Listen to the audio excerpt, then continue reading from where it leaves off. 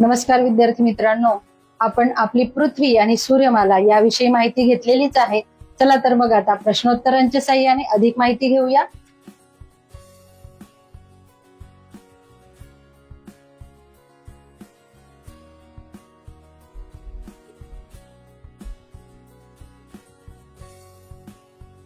विद्यार्थी मित्रांनो, आपला पहिला प्रश्न आहे, आकाशात दिसणाऱ्या सूर्य, चंद्र, तारे, ग्रह इत्यादी सर्व वस्तूंना काय म्हणतात? ऑप्शन ए कृत्रिम वस्तू, ऑप्शन बी अवकाशीय ढग, ऑप्शन सी अवकाश की ऑप्शन डी खगोलीय वस्तू. विचार करा आणि योग्य उत्तर निवडायचं आहे. चला तर मग योग्य उत्तर बघूया.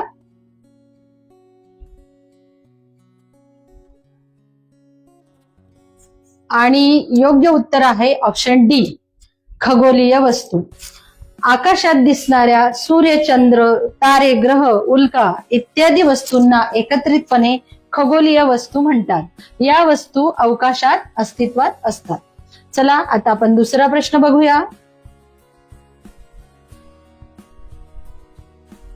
दुसरा प्रश्न आहे, आपली सूर्यमाला ज्याच्या भोवती फिरते तो केंद्रबिंदू कोणता आहे?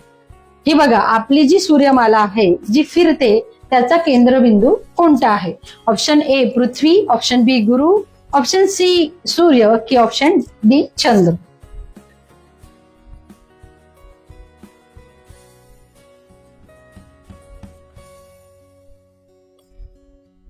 आणि योग्य उत्तर आहे सूर्य.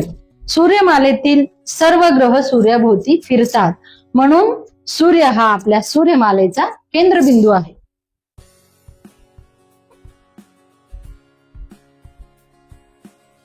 प्रश्न तिसरा, इतर ताऱ्यांच्या तुलनेत सूर्य आपल्याला मोठा आणि तेजस्वी का दिसतो? ऑप्शन ए कारण तो विश्वातला सर्वात मोठा तारा आहे, ऑप्शन बी कारण तो आपल्यापासून जवळ असणारा मोठा तारा आहे, ऑप्शन सी कारण त्याला स्वतःचा प्रकाश नाही, की ऑप्शन डी कारण तो लुकलुक करतो. आणि या प्रश्नाचं योग्य उत्तर आहे ऑप्शन बी कारण तो आपल्यापासून जवळ असणारा मोठा तारा आहे. सूर्य हा आपल्यापासून जवळ असणारा मोठा तारा आहे आणि म्हणून तो इतर ताऱ्यांच्या तुलनेत मोठा आणि तेजस्वी दिसतो.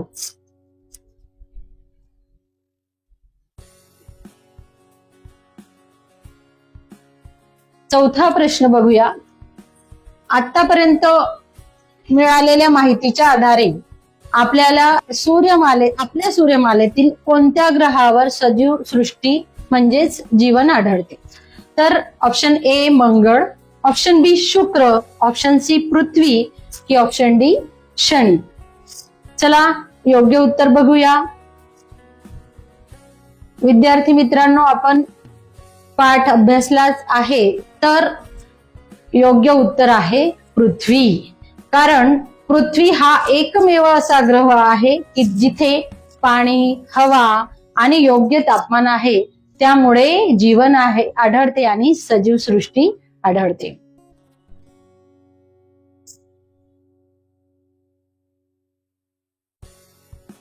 प्रश्न पाचवा, पृथ्वीच्या स्वतःभोवती फिरण्याच्या हालचालीला काय म्हणतात? ऑप्शन ए पृथ्वीचे परिवलन, ऑप्शन बी पृथ्वीचे परिभ्रमण, ऑप्शन सी पृथ्वीचे प्रसरण की ऑप्शन डी वरीलपैकी एकही नाही. चला तर योग्य उत्तर बघूया.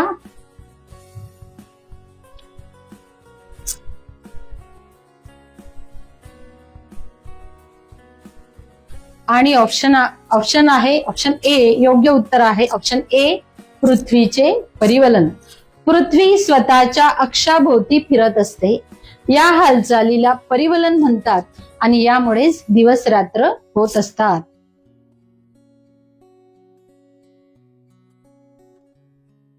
प्रश्न सहावा, पृथ्वीच्या सूर्याभोवती फिरण्याच्या हालचालीला काय म्हणतात?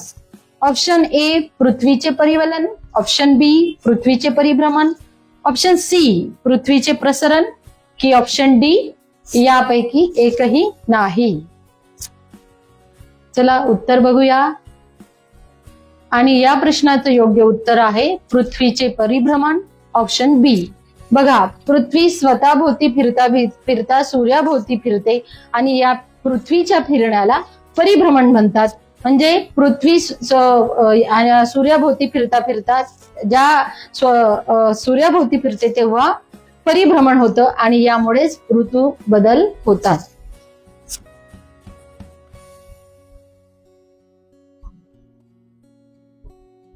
प्रश्न 7.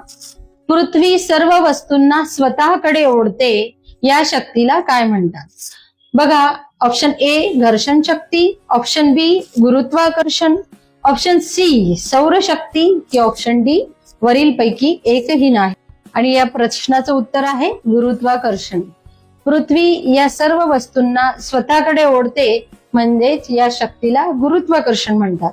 ही शक्ती असल्यामुळे आपण पृथ्वीवर स्थिर राहू शकतो आणि वस्तू जमिनीवर पडतात.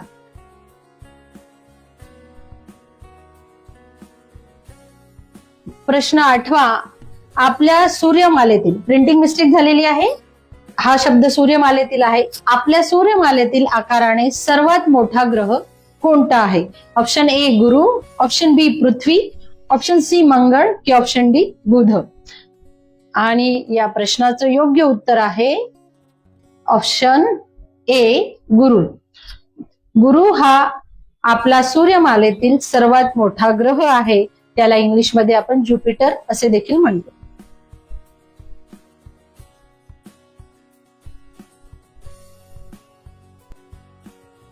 प्रश्न 9. इस्रो ही संस्था कशाशी संबंधित आहे? ऑप्शन ए कृषी संशोधन, ऑप्शन बी आरोग्य सेवा, ऑप्शन सी बँक सेवा की ऑप्शन डी अवकाश संशोधन. चला योग्य उत्तर बघूया. आणि योग्य उत्तर आहे इस्रो ही अवकाश संशोधन म्हणजे ऑप्शन डी यांच्याशी संबंधित आहे. इस्रो म्हणजे इंडियन स्पेस रिसर्च ऑर्गनायझेशन, अवकाश संशोधन. तर विद्यार्थी मित्रांनो, आता आपण पुढील प्रश्नाकडे जाऊया.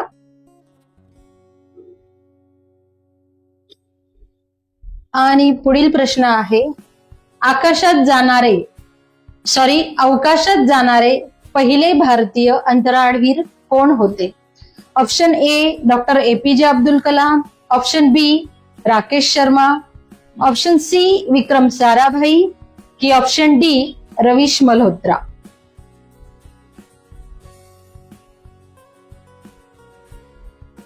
आणि या प्रश्नाचं योग्य उत्तर आहे ऑप्शन बी राकेश शर्मा. राकेश शर्मा हे 1984 मध्ये अवकाशात जाणारे पहिले भारतीय अंतराळवीर होते. तर विद्यार्थी मित्रांनो, अशा पद्धतीने प्रश्नोत्तरांच्या साह्याने तुम्हाला अधिक माहिती आपली पृथ्वी व सूर्यमाला या पाठाच्या आधारे मिळालीच असेल. तर अशा पद्धतीने आपण अधिकाधिक अभ्यास करूया आणि आपल्या ज्ञानात भर पाडूया. धन्यवाद.